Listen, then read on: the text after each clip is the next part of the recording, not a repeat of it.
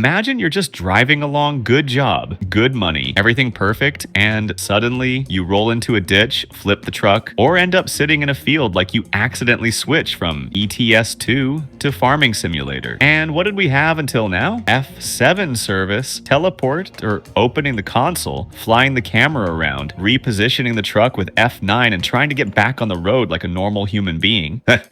It worked, sure, but it was annoying, broke immersion, and completely ruined the flow of the drive. But now SCS says enough of that. What's up? This is Big Rig V8. Today we're talking about something that looks small but might change gameplay more than you think. Update 1.59 for ETS2 and ATS introduces the return to road feature. So how does it work? You get stuck, you click, and you're back on the road. Simple. No service teleport, no messing around. You go into F7, pay a small fee, wait a short in-game time, and you're placed back at your last safe position. And most importantly, this is not a teleport to a service station. It's a quick return to driving. Exactly what was missing. In practice, you mess up a turn, traffic glitches, physics does something weird, you're down. And honestly, in convoys, this is a game changer. One person crashes and before, everyone had to wait. Now, 5 seconds and they're back on the road. But here's the one question that changes everything. What about the cargo? The truck comes back, but what happens to the load? Does it stay the same? Does it reset with you, or does it take additional damage? Because if it takes damage, things get interesting. More penalties, less XP,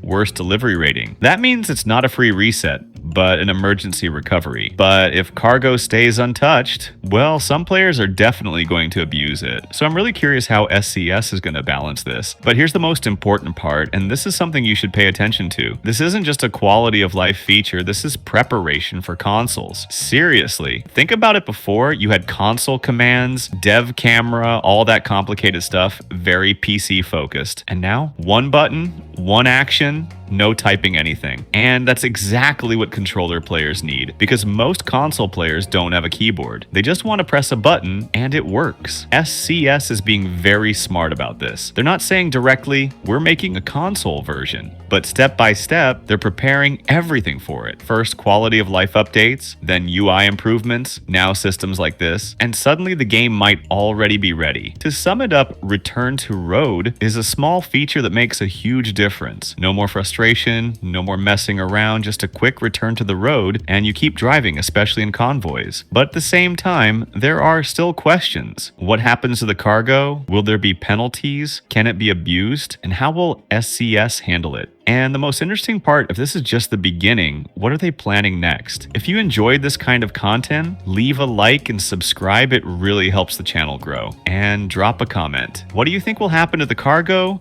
And when do you think we'll finally see ETS2 and ATS on consoles? Because I have a feeling this is just the beginning.